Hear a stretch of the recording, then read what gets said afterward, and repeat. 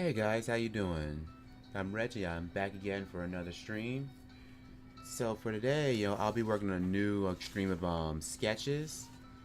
So I decided to do for today is I'm doing like a new installment of these action claw sketches I did. So I figured what I do this time, I try to do some of one of my other characters from the I did called Greg. So those who were actually kind of like following some of the sketches on my DeviantArt and BlueSky page, they'll probably know that this guy that who's actually actually Nick's like next door neighbor, before he becomes Santa Claus. So he ends up kind of like befriending him like right before everything kind of starts happening. But also another thing that happens that later down the line, once Nick becomes like Action Claus, like this guy who's an officer, he's actually one of the first to arrive on the scene, once the mall's already been under siege. But also another thing that happens as well is that he's also the first to kind of see what's been going on. So basically, ends up kind of helping him further down the line. So I figured what I'd probably do is actually kind of do a couple sketches of like what's been happening afterwards, because he also has to end up telling the rest of the folks on the force like kind of like what's going on. Of course, they don't believe him.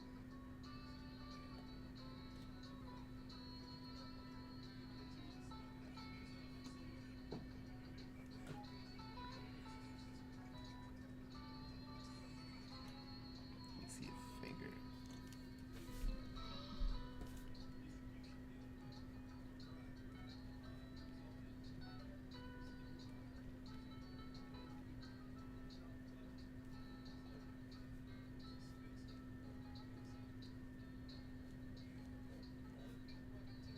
Yeah. Very nice. Hey Shay, glad to see you. Nice to see you again. Looking at my pictures of Dancing Weasel 3 Battle Beer Bears. This is my favorite. I don't know if I've seen those yet, because I don't know if I've seen those yet. When I head back on Blue, so I have to check them out and fave them. But that's great. I'm glad to hear that. You already got some really good stuff.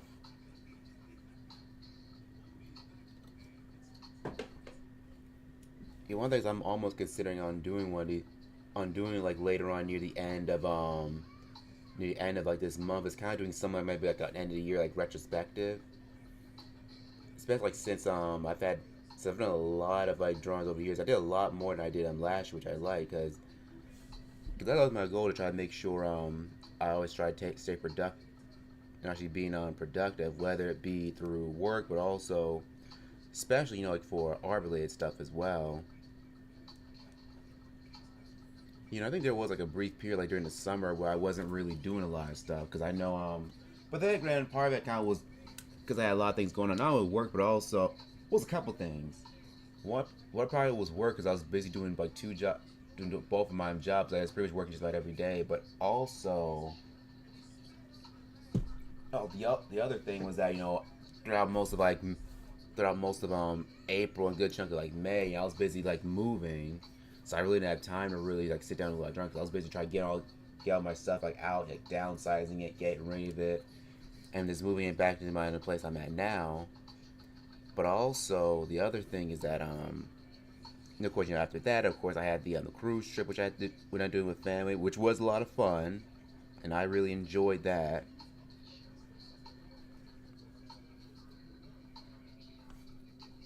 But I know that was kind of like a brief period, where I wasn't really doing much because, of course, I had a lot of stuff that I need to do, so I didn't have time to really do as much as I would have liked. And of course, I think if I recall, that was on a time where I had just started. I'm trying to say, did I start Blue Sky? No, I think I started. No, I started last year. I don't know why I was thinking I started this year. Yeah, cause so I did that. Let me get his little boots here. And basically, this guy here, Greg, he's kind of like a rookie cop too. So he's not as experienced. So he's not as experienced. Kind of tends to be kind of impulsive. Now, granted, those are things you probably don't want to. You want to be if you're a cop.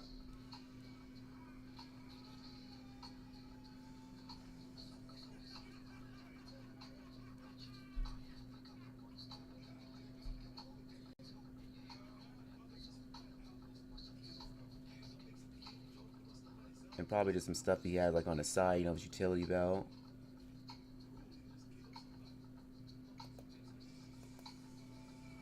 And what else I was going to mention? What was it?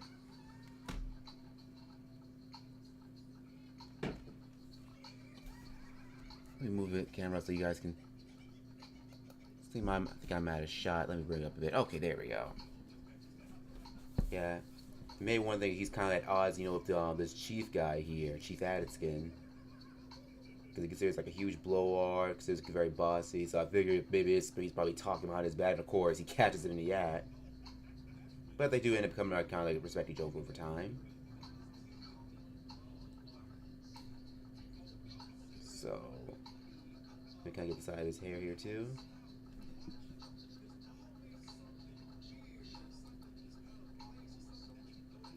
And I was like wondering why he has kind of like an older theme mustache. Like, yeah, since these action claws sketches, like since the whole setting, it's meant to take place in like the like late '80s or like early '90s.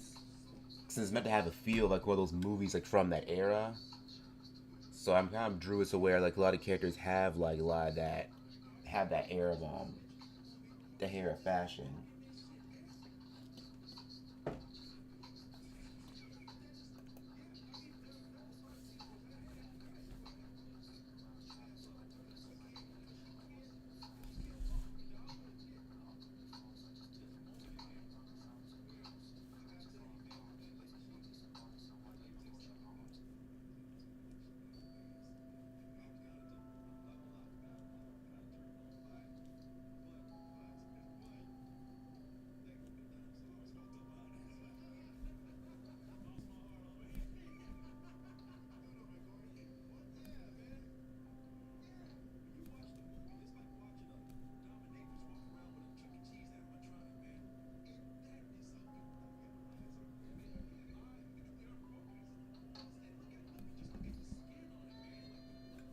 They have his legs kind of bent a bit here.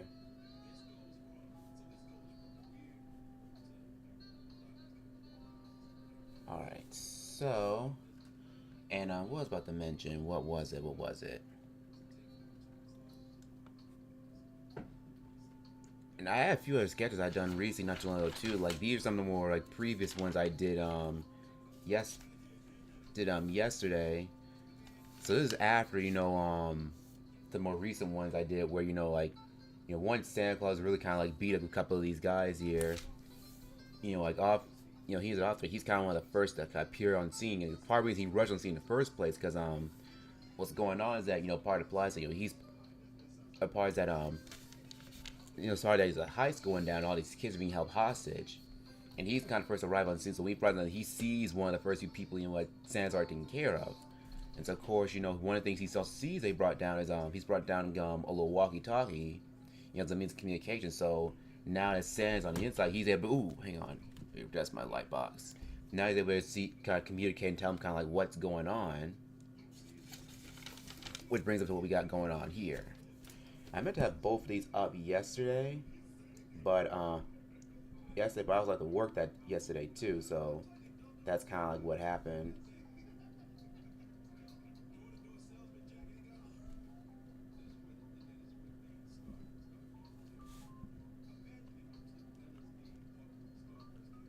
So I figured, also I think he's kind of giving like a scruffy guy. I remember where he kind of looks like my character Manny a bit, but don't worry, he's a different person. Either that he's kind of either that maybe he's an actor in this one. He's acting as a different character. Let me get the collar of this shirt.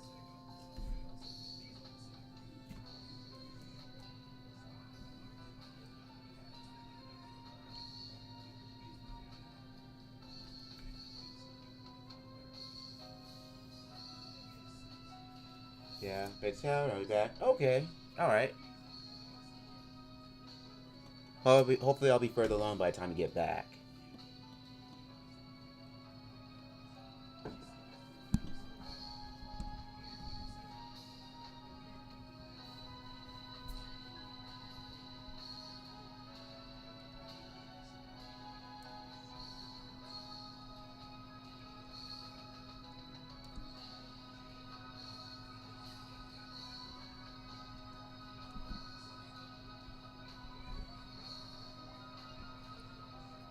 So I figured here's why he's saying Merry Christmas to you too, rookie. Because that's kind of like because that's kind of for contention, with between him between him and Greg is that, like he's obviously more kind of, like a buy the books type of cheap, whereas, he's kind of more of a rook got where he tries to like play by his own rules. And let me turn the volume on just a bit more. Hang on. There we go.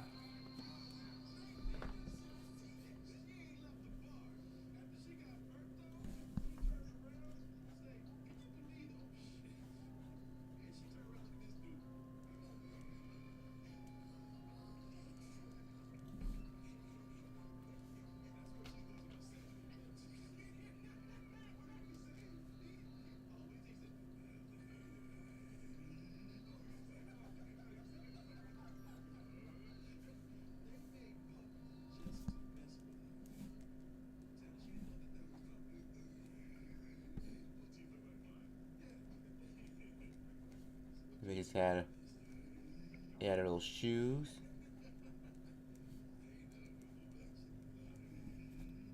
Hang on for just one moment. Let me make a few adjustments here.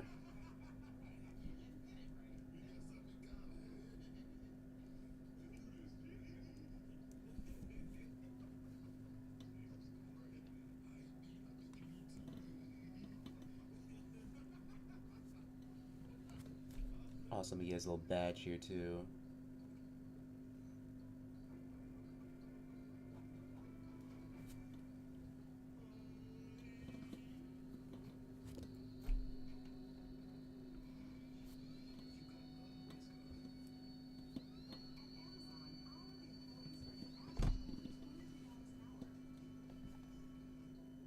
Alright, let me see something. Okay.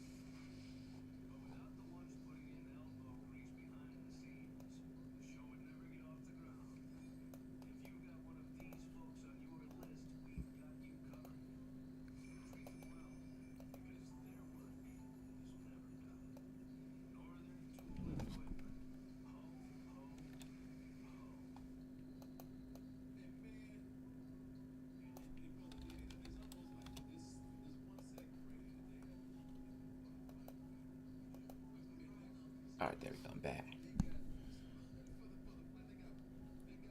I figure, whereas, he's a guy, who's, tends to be very energetic, very opinionated. This guy's kind of a very gruffer character.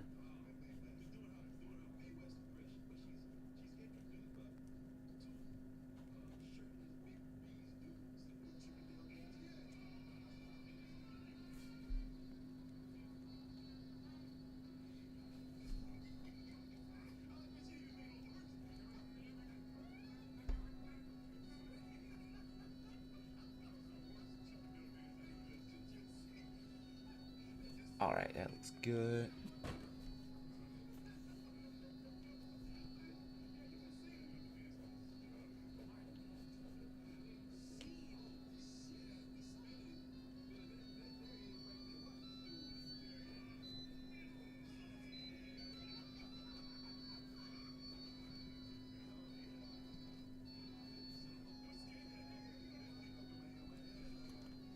Let me just kind of like shade the top part here, the side of this walkie-talkie. I want to try to get these out the way. At least getting the line work out the way, since and there was a whole nother set that I wanted to try to do like later on today too. Because I meant to have this. Because I meant to really have two of these done by yesterday. This one and these right here. Because I actually started these earlier back on Wednesday. I meant to have this done Wednesday, but I ended up not finishing this one. I had to postpone it, so I tried to do it Thursday, but I ended up kind of like not finishing it then. But of course, then started on these too. I think it was Thursday I'd started on it, and I was trying to have them done by yesterday. But also the other thing what kind of started happening is I'll admit, I think when drawing a lot of these sketches, I hadn't really planned. I hadn't really done too much planning for them. I admit I'm somewhat sort of making them up as I'm going along a little bit in some way.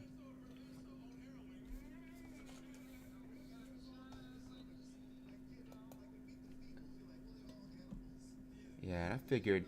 Let me see.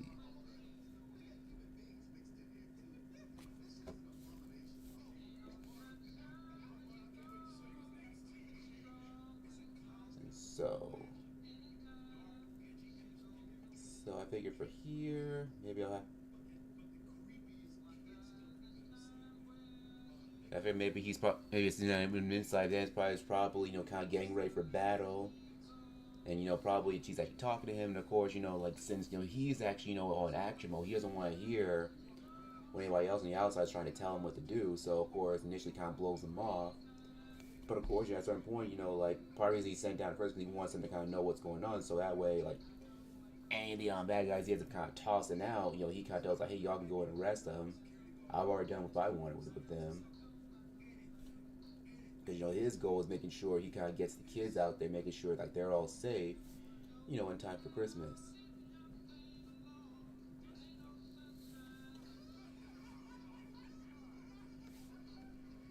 Let me get the top of his hat here.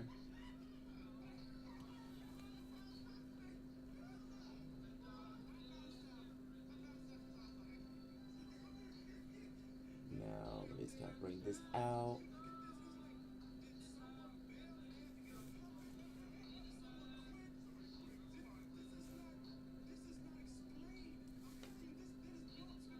We kind of thicken some of the lines here.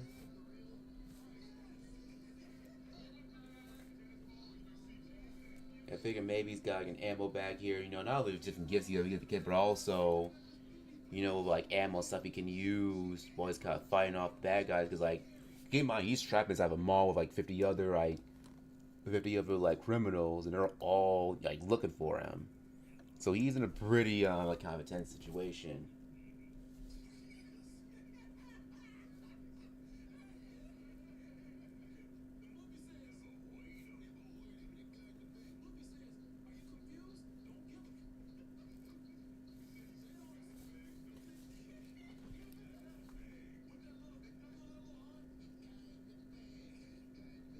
I figure maybe for him here, maybe he's probably got from this one guy here that they was able to kind of subdue, and now he's able to kind of get some of the stuff with.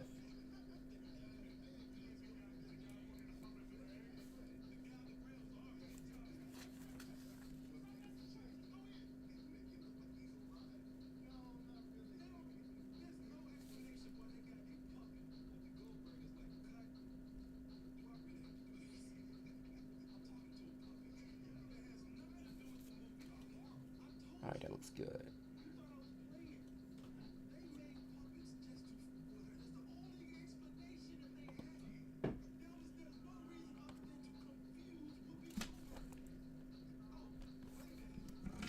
Uh-oh. Uh-oh. Hang on, stand by.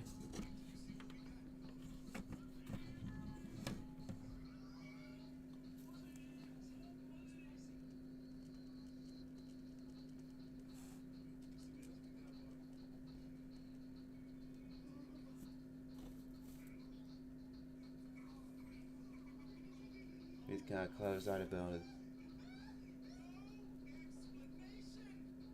his hair.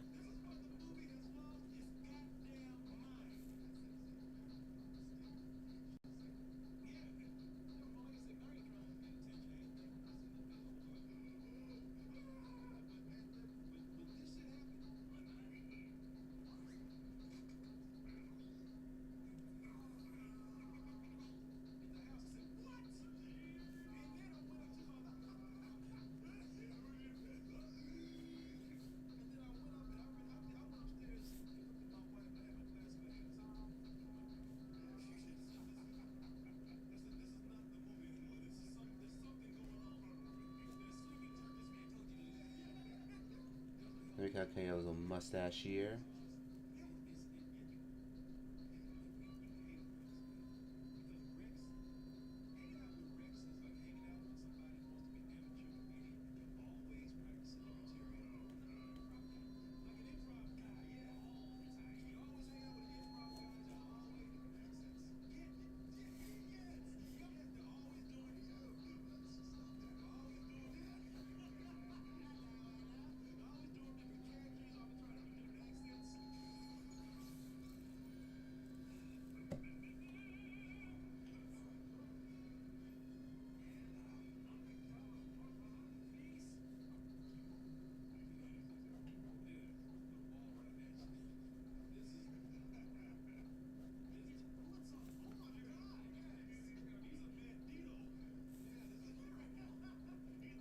to get on the side here.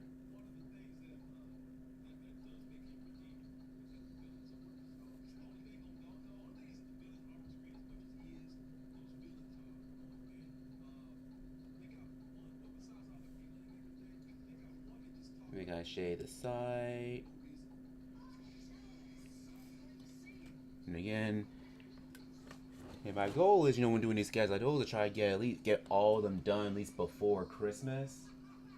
And I'm hoping, worst case, if I'm not able to do it because at very least I can get at least done either the day after, or have at least done before New Year's.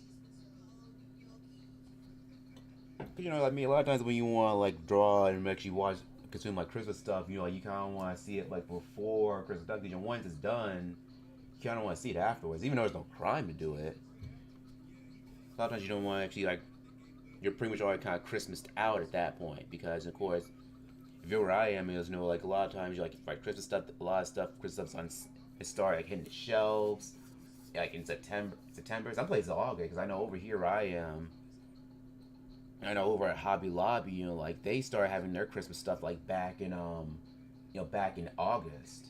They had a small shelf. It was a small shelf, but it was there. So of course, it progressively got bigger, over time. As as months got around. Same places like Michael's. I think with Michael's, I think they started carrying their stuff around. I think around September, October. No, I think it was September. They had to do it later because they usually get a pretty early start too. And it's funny, which think about it, because I know even when I worked, the boyfriend I worked at Michael's, what had happened was, I think when I worked, I think I worked from November to January, and I remember I think when I first worked there years ago, well, the only no, I don't even first time, the only time I worked there, I'll get that in just a moment. It was excuse me, since it was still November, they still had a lot of full a lot of fall decorations still left over.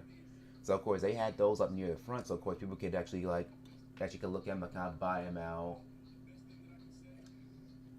A lot was on clearance too. So of course a lot of it ended up getting bought out.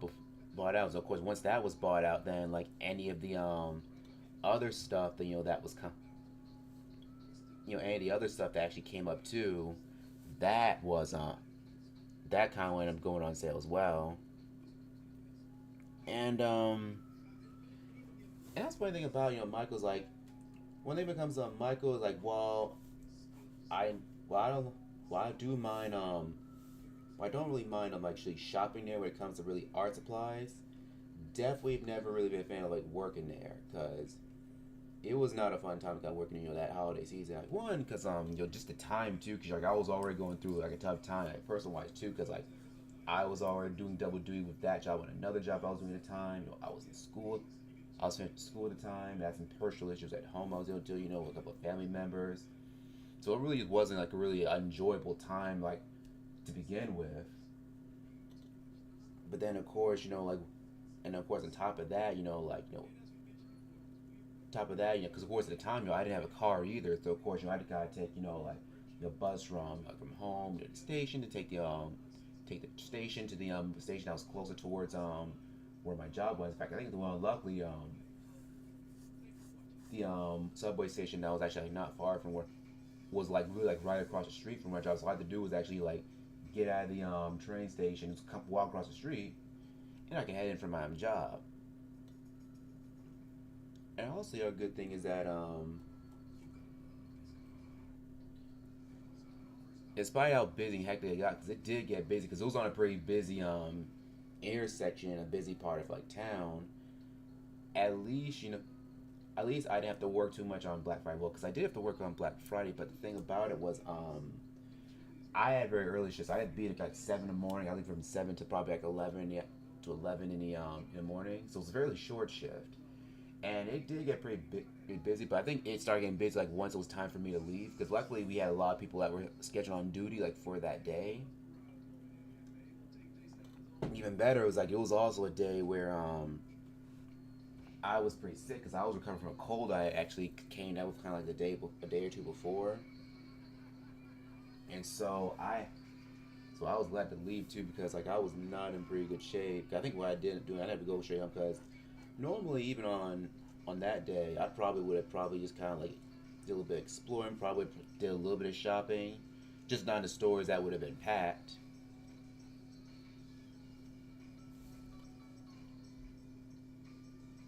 I figure these guys behind the heist. These are probably guys that probably like overlooking the whole scene.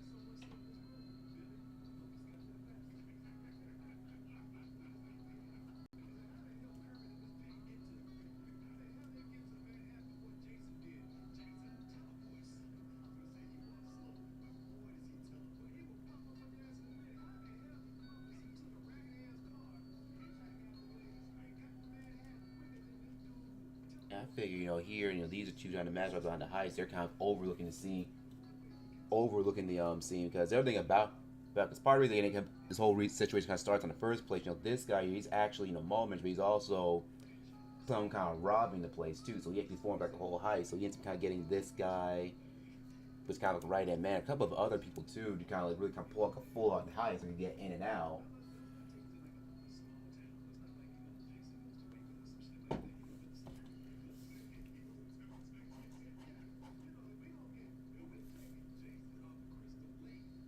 And what's funny is like I remember I think during that Christmas season when I was working there, like I remember that was probably the year I think.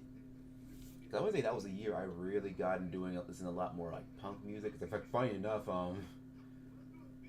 that's kind of a weird thing at the time. At that time, like since I wasn't really in the Christmas spirit like that particular year, I really didn't listen to a lot of Christmas music. Well, plus it didn't help that one of the I think one of the there was one or two of the Christmas I wanted to go to that year. I ended up missing out on them. So when I missed out on those really didn't help me.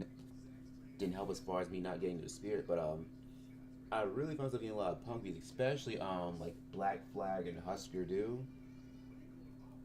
Those don't know like Black Flag and Husker Du. Black Flag, like kind of one of the more like kind of say one of the most well known like hardcore punk bands like from like the L from the LA like California punk scene from the 80s. Well, it's technically 70s too because they started in the because they got started in the 70s, but a lot of stuff they made it was more well known for was in the 80s. So of course you had like sound, so you had EPs like Six Flags, Jealous Again, but they had albums like Damaged, Slip It In, Loose Nut, and of course folks who don't know Black Flag, they also know this is a group that Henry Rollins well got well known in.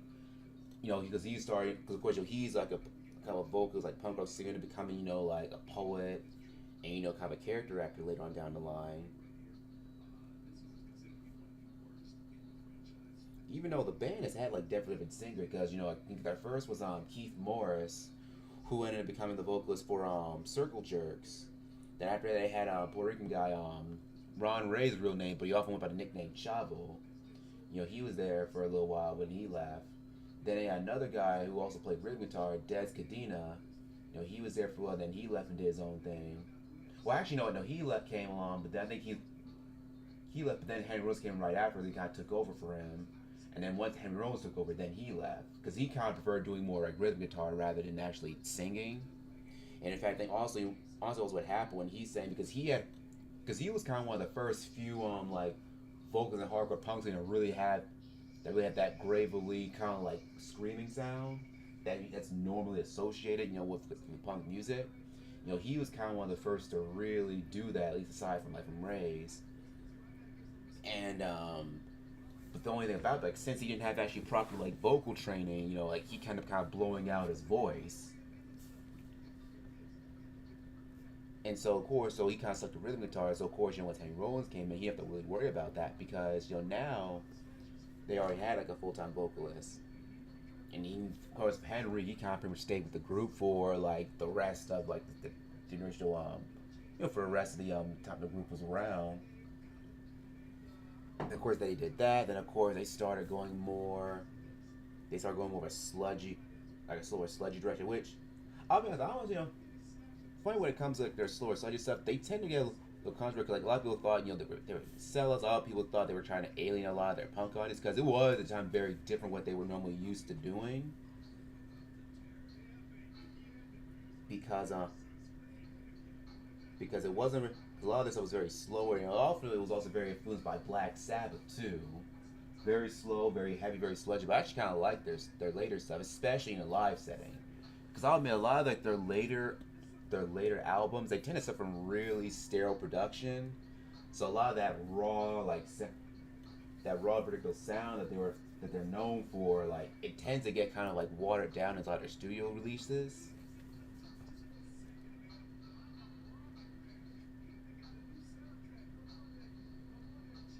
They bring his ears down a bit more.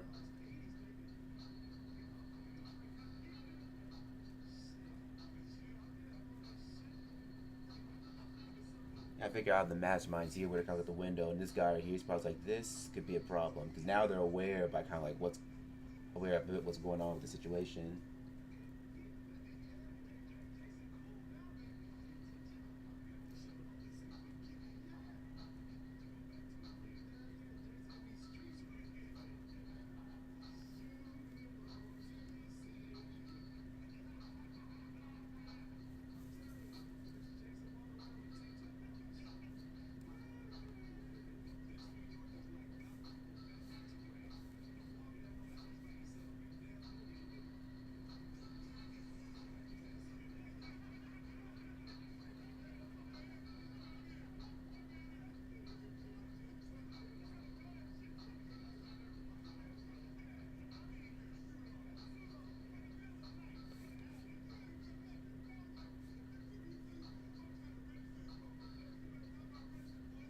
Let me get the cap up, his hat here, and let me get the cast. I'm just gonna actually kind of like shade that down, so now it's more it's more prominent. What else I was gonna mention? What was it?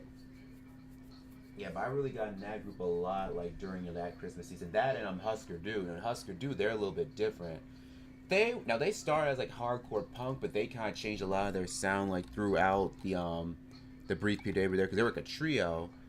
They started Husker Du, but then well, essentially they kind of went more like a little bit psychedelic as they went along because as they went along they started doing a lot more psychedelic rock into their sound. And in fact, some consider them more like post-hardcore, like post-hardcore alternative. This is also that period once because once you had the initial like punk rock movement throughout the late '70s and early like '80s, you had kind of new subject come up called them like post-punk. Where basically a lot of these punk rock artists they decided okay let's not go away from playing punk, let's try doing like some other stuff. Let's start experimenting stuff that's more psychedelic. Let's start singing stuff that's more jazzy. Let's start doing stuff that's a little more ambient. And that's how that kind of coming about. And they pretty much kind of got into that period where like they started doing more stuff that was more psychedelic stuff. So of course, I think probably one of their more well-known ones is that Zen Arcade. In fact, it's somewhat a concept album too. Zen Arcade, and also I think the most one was New Day Rising because they actually had one of their few hits not hits singles Celebrate Summer.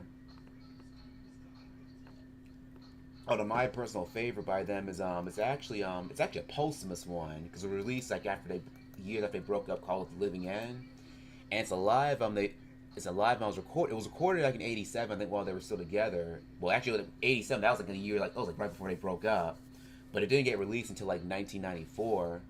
I honestly like that one really like that one because you really get a bit of their sound because they were well known for having that big like wall of sound even for just having just three guys. And I think this live album like it really kind of captures like their sound because a lot of their studio albums while they're good, part of it because like since they were recorded on since they were since they were kind of recorded on a cheap so they weren't like a big recording studio. A lot of times the sound could be pretty thin, especially when it came to actual guitar sounds. But on this live album, it sounds like big, it sounds loud, and it sounds devastating, and I love it for that.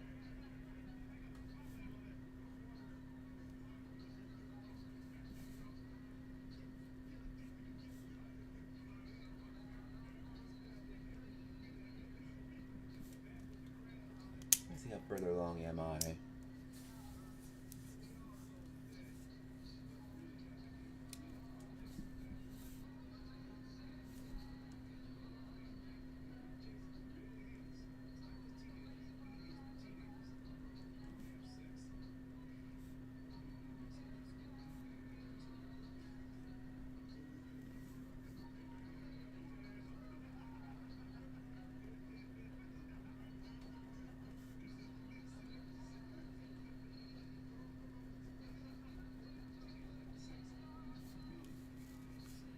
Yeah, and there's a little bit of dialogue I want. I'm planning on actually incorporating like here and there. But I figured a lot of the dialogue probably end up kind of like changes as I go along. That's why I added some of these sketches. So I figured I'm not gonna do too much. I think I'll follow the actual pictures first, and then kind of worry about how the dialect's gonna sound a little later on too. And also, this is the first time I've actually decided I decided to go and commit the story where I decided to kind of just draw everything out because it's not like a full-on comic per se. It's mainly just like sketches of very different like story beats. But also is why as I'm drawing these, I'm trying to keep everything like very simple, so where I'm not pretty much just drawing the whole thing.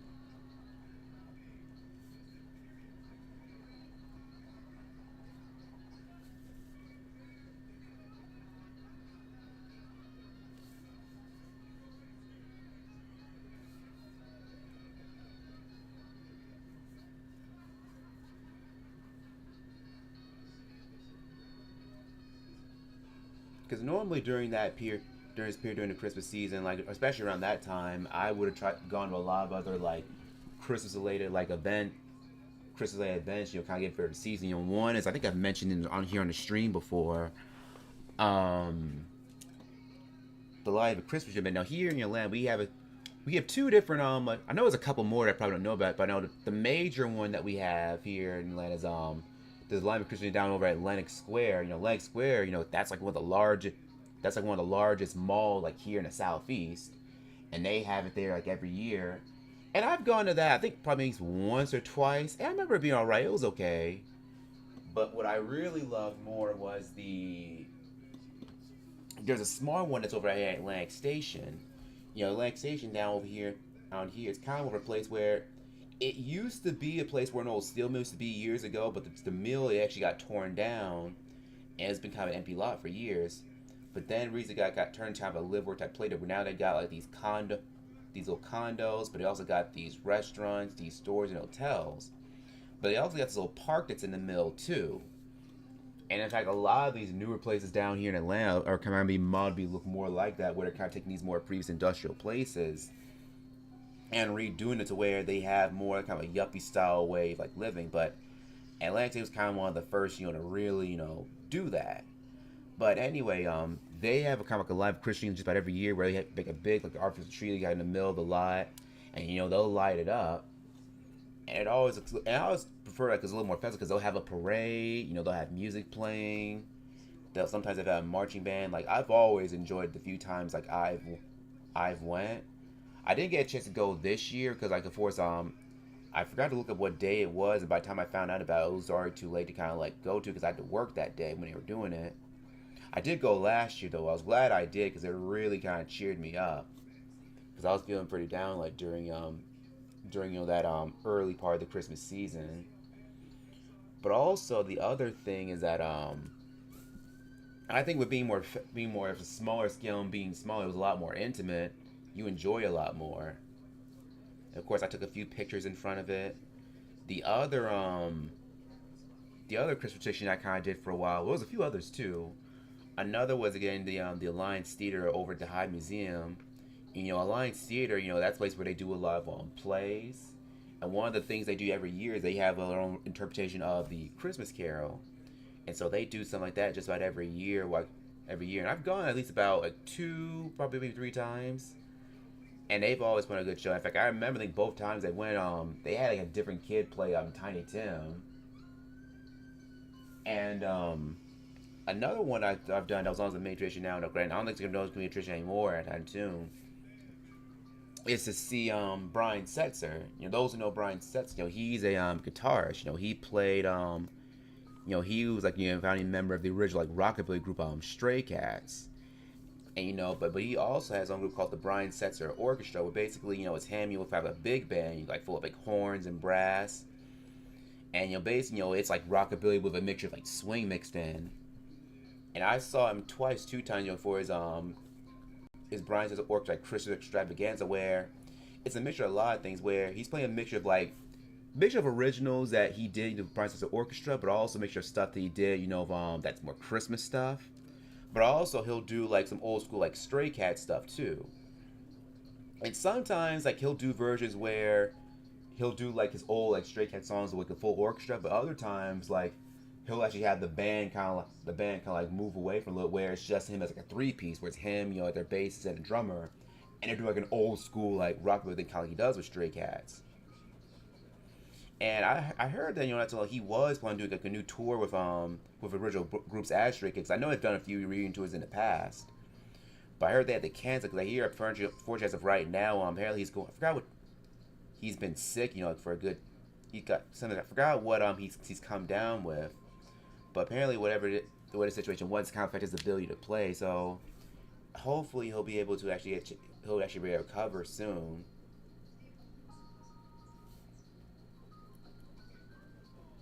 Because he's been around for years and years.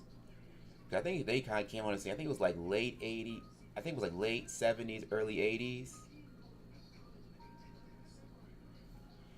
And they came out around a good time. I think that was kind of like during that period where there was still somewhat kind of that nostalgic, like longing for like '50s and like late '50s, like early '60s style, like type of music. That whole like rockabilly sound.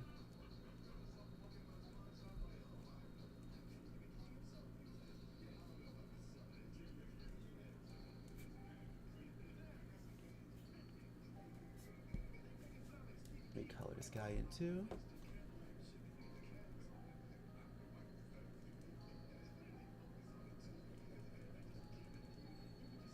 I remember what was cool is that even as he would perform, because he had like different guitars, but because it's Christmas related, like he had like red and like green guitars. So I know a lot of times he would kind of play a couple of songs, and of course that set would come out, switching with a green guitar. They switch out with that. Sometimes they would switch back. Other times they would do it acoustic. And he's a really great entertainer too, because like he's got like a voice that's like very suited like for rockaway, but he's also a good song like suited for swing too.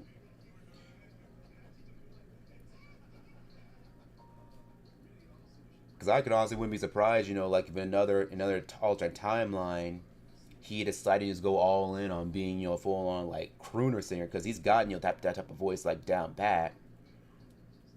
Because I've always kind of liked that brief period like throughout the like early '90s where there was like a really small period where you had a lot of like swing revival groups that came out, because you had Brian Setzer Orchestra was one, Big Bad Voodoo Daddy, that was another one.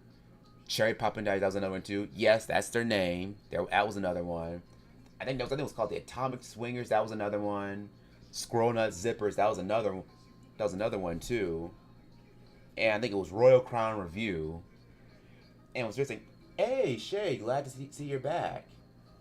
And what was interesting, a lot of these swing revival groups, a lot of them kind of had their own, even though they're all doing swing, they kind of had their own sound, because like Brian Setzer Orchestra, they kind of more of a glitzier sound, kind of some like glitzy, like very polished sound. Like think of like say like Louis Prima, like the swing that was very glossy, has very high production, and has a very like Hollywood like Hollywood production sound. Whereas like something a band like say yeah, I think when I think of like Brian Setzer, I think of like say like Louis Prima stuff, Glenn Miller, like a lot of his a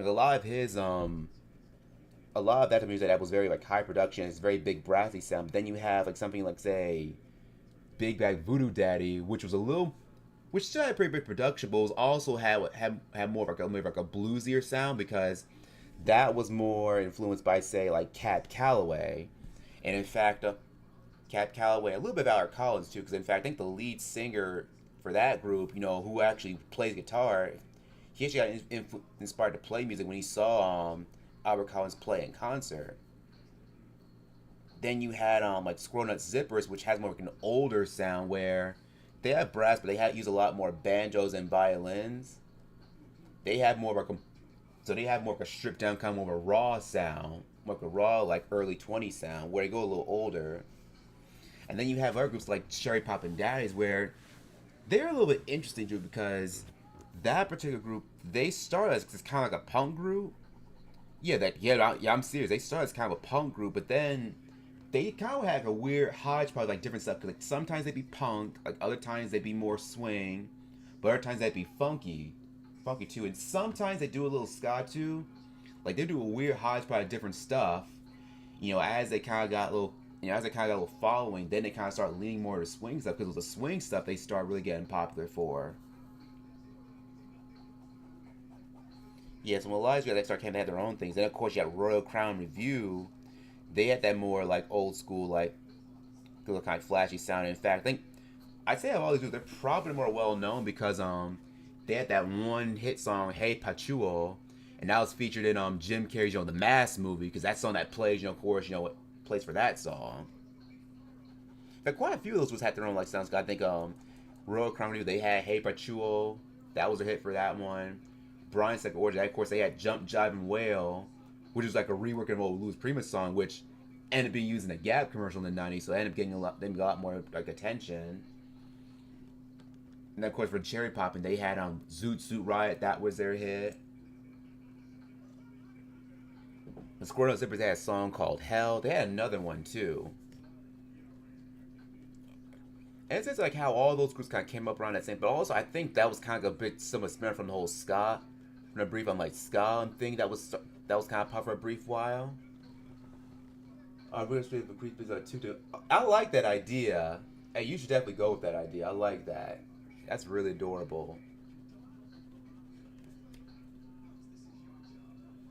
Yeah, maybe probably dress up one of the ballerina bears as one too. Yeah, I think that would look really nice.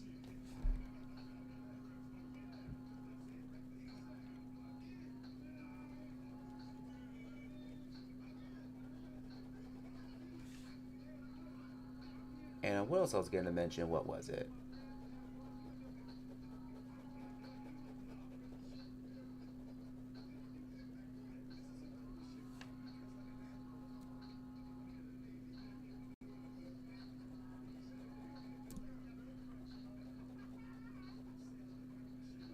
Depending how much time I got, I'm probably not gonna finish everything. Everything you're just I'm probably the videos I'm gonna try at least color in most of these sketches. So I'll probably just do a lot of the dialogue here and later. Some of it I might actually write in.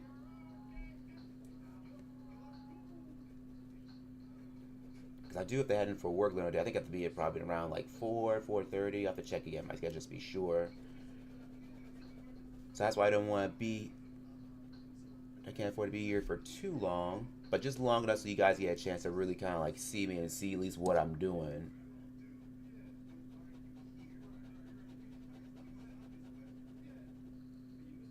And in fact, one thing I am considering on doing tomorrow, because I think I am off tomorrow. I am considering actually doing like another stream either in the morning or probably in the evening.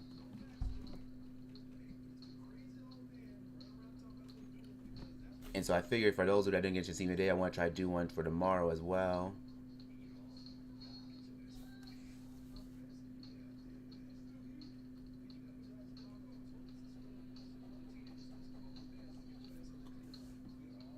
Let me make sure my camera's still in focus. There we go.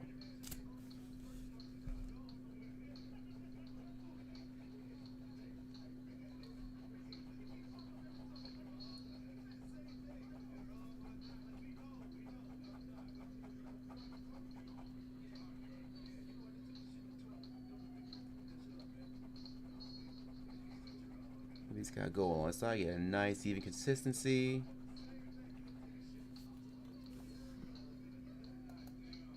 Yeah. That guy pen guy is cool. Hey, thanks. That pen guy, I'm glad you like it. Hey, glad to have you drop in. Yeah, these are the sketches of my original characters, I've been kind of working on for the past couple of days, so I do have some little bit of dialogue I was gonna write for them, some of these little sketches too, but I figure a lot of it I'll probably have to how long does it take you? It depends. I've had some of these like little sketch pages where they can take up to maybe like an hour at most, but the other times they can take maybe like well to 2 or 3 hours depending on how complicated they get. And it also depends on time. Like I know these, for example, I think all together when I worked these took about a little over an hour, like all together because a lot of times I had to keep like starting and stopping. And oh yeah, Officer Greg, so almost knocked down my light strip, my light setup. For this picture, of course, Officer Greg, he's coming across some of the carnage, like action Claus he had kind of left behind. Not lying here. I think these whole sketches doesn't take like over an hour to get to like put together too. Of course, because part of it can involve like not only just drawing the characters, but also like planning out your sketches, deciding like what you're gonna draw, decide which type of dot I'm gonna add to. A lot of these, some of these end up taking a lot more time than others. Some maybe didn't take that long at all. It varies depending on like what what I end up doing, like CZ or something like the other ones I end up having to do like later on down the line. And also, especially if you do it in color too. It's why for a lot of these drawings that I did, like I tried to do as much as I did with like a ballpoint pen first, do a lot of that with those colors first, and then going in with extra colors down the line. So let me just do a little bit of overlapping. And then of course, if I do more, I think I have more other like sketchy stuff in here too. Let me see if I can show it, because like I know these didn't take. I think this took maybe just these right here since birth. These took under an hour because these didn't take that long. But I think I have some stuff here that might take a little longer. I think this was probably about maybe 30 minutes. That didn't take that long. I'm trying to see if I had some more finished stuff in here. Let me see. Because this particular sketchbook, I really don't have that. I really don't have that much stuff in here where it was very. What I did love like fully finished like polished stuff in here. Like I know this is another like fairly quick. I think this one took maybe about. I think it took maybe about a little under an hour. But this is the actual character I was designing too. This was my first time kind of drawing him. So usually characters where if I'm actually kind of designing a brand new character, I tend to spend a little more time on. So I don't have too much in here as far as actually like finish stuff. So I like to do a lot of stuff in here where I'm doing a lot more like rough sketches, just of a pose. Like here's another character I'm doing like from my character's Manny here. Like here was one I did while I was practicing like doing different poses, like with him. And so so it tends to vary depending on like what I'm actually working on. Sometimes it could be just a little under an hour, maybe 45 minutes. Other times it could be maybe about an hour to almost an hour and a half. That's kind of part of the reason why a lot of times when I do these streams, usually streams end up being about an hour and a half, because that's the usual amount of time it takes for me to actually kind of like work on something like this. But like I said, it can vary. And that's something I kind of kept in mind back when I was doing Inktober, like Inktober and Drawtober, on October, back during that period, because I had to consider what I was drawing. Because my goal is always make sure I keep things simple, and make sure I don't make things too complicated. Because I figure the simpler it is, like the more easier I'll be able to actually like finish it up, in time for the entry. Luckily, at least for this, since I'm not doing like a full, this is not part of official drawing challenge. Like I'm not too worried about making sure I get something done like exactly on that day. Like if I end up going over that day, you're like, yeah, no harm, no foul. I'll just post it the next day.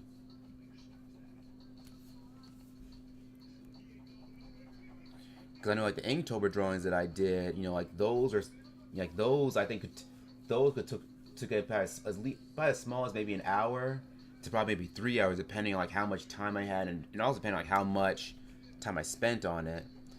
Because I could have some instances where I'll probably like where I'll actually kind of like write down or plan out like what I'm gonna draw like for certain like entries, and sometimes even days in advance. So in some cases, what I'll do is I'll probably maybe do like a brief, like little rough sketch, what it's gonna look like on that day. So of course, once the actual day comes, when it's time for me to draw it, all I can do is start, adding color and start finalizing. So that way, it won't take, like as long.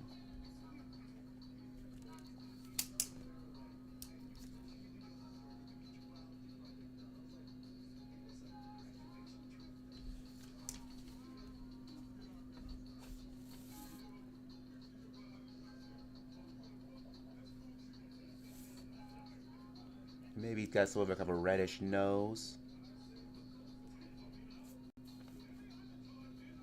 Pursue, prevail, prosper, sponsor, don't be criticized, be fairly judged. Never say, should I keep going or how far can I go? You follow your dream, but it never chases back. Takes leads to grow. Hey, true words, man. Appreciate it. Hey, it was nice meeting you, though. Yeah, hope I'll get to see you again some other time. I appreciate that.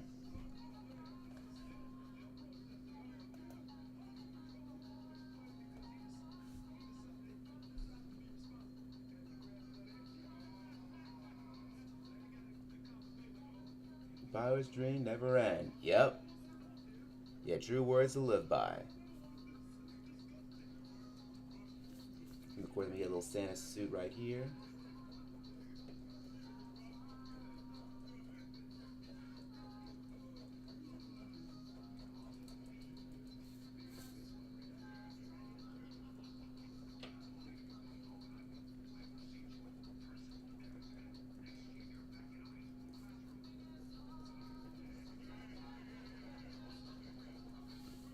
Of course, let me get his little hat up here.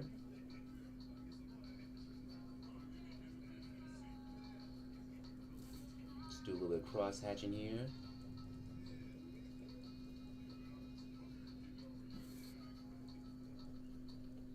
There's still a couple more like Christmas I need to get around to actually like kind of watching, because I hadn't had a chance to really kind of sit down and really watch a lot of these Christmas specials that are out just yet. I did finally get a chance to see I know one that's been out for a little while, the one from the Bad Guys, because I saw their little Christmas special on Netflix. I got to see that. And I remember really liking that one, because I knew it'd been out for a while, but I never got around to really checking it out until just recently. But I did enjoy it. I heard there's a couple of other like short like little specials out too. I haven't seen them yet, but I need to get around to check them out like just yet. And there's a few others too. There's a few others too I want to kind of check out as well.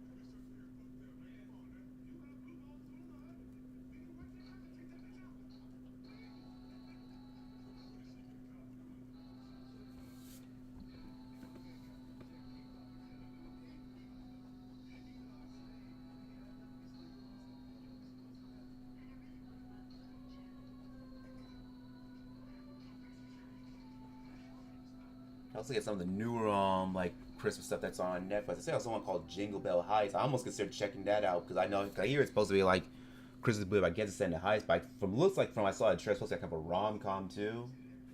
I figure since I'm kind of doing kind of like a Christmas story that's kind of like action back based, I might check that out and see if it is. If it leans more into the action type of like setting or more like the rom com type setting, because it does like it has some of those Hallmark vibes.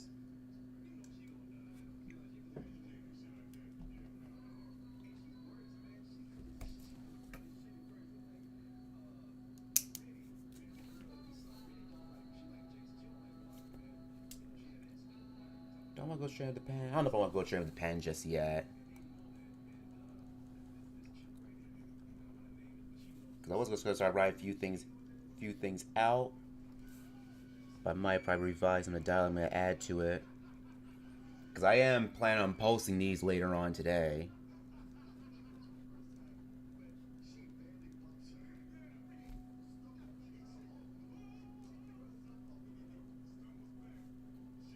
And of course, I make a tradition like to always watch Claus, one of my favorite cur- favorite like current favorite animated movies as of right now. So I always make sure make a tradition to actually see that one.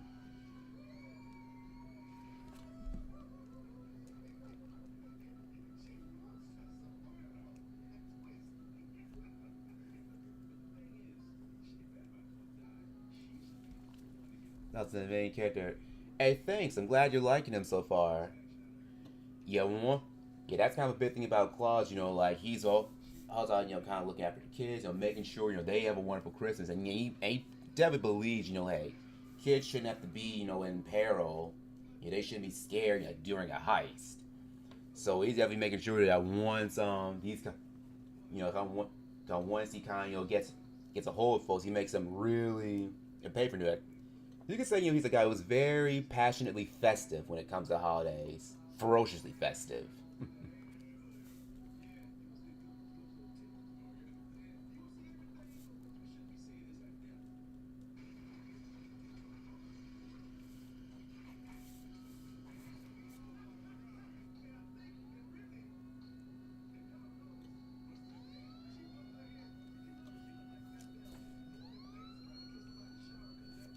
All right, let me use some of this brown. What's the brown pencil I had?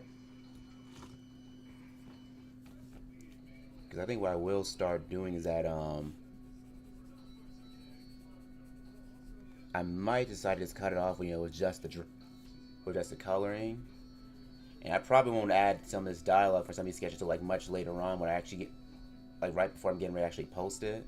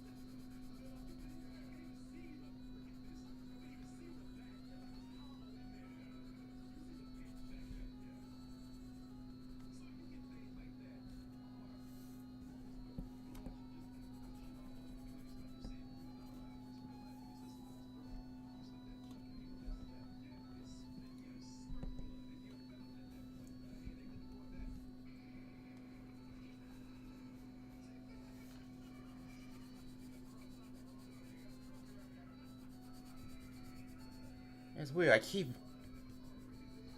A lot of these sketches I keep either coloring in their gloves or coloring them as hands. To be honest, I really should decide if I want to have some of these characters be gloves, because I know with Santa, he's definitely gonna have gloves on, but some of these others, I hadn't really decided if I was having him have gloves or not.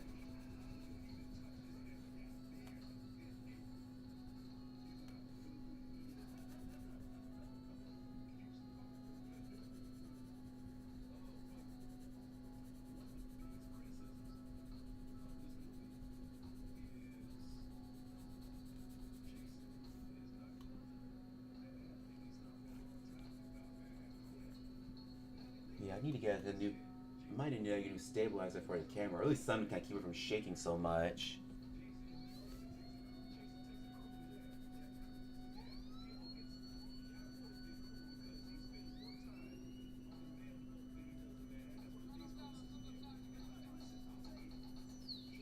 All right, so.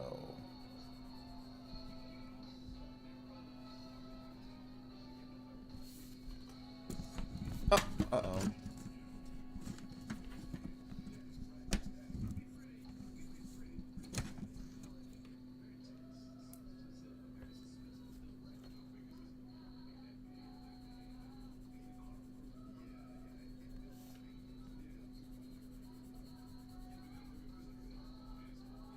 Yeah, I think just now the coffee's really kind of starting to get to me a little bit now. Because I actually woke up not too long ago before I had started to stream.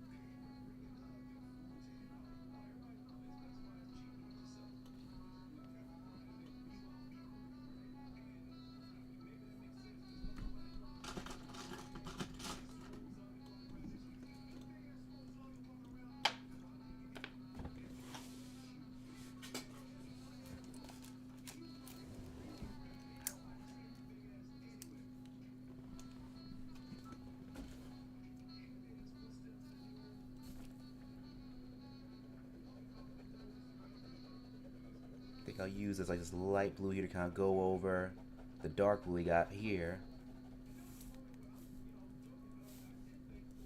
Just kind of drawing snow background because obviously, you know, it's snow. You know, since they're in a place where it snows pretty heavily, so I figure I might have some kind of falling in the background.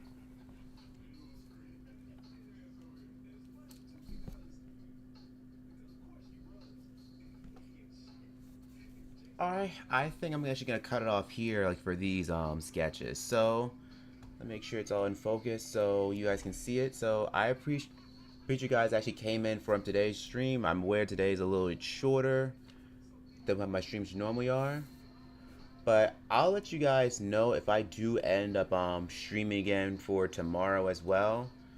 But for these particular sketches, like I should have some remaining stuff for these sketches actually posted later on today.